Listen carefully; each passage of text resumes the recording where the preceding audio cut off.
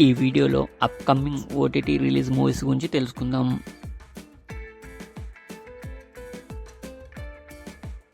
UI ఫిబ్రవరి 22న జీ5లో streaming అవుతుంది.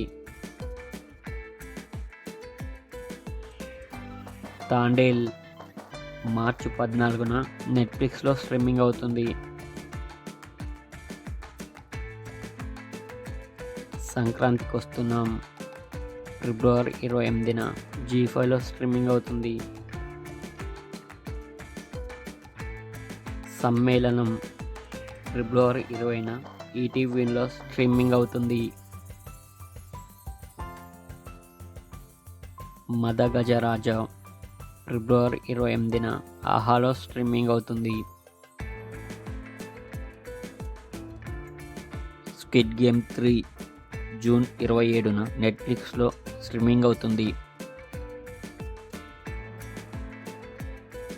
తలై వెట్టియాన్ Palayam September 20న Amazon ప్రైమ్లో streaming అవుతుంది.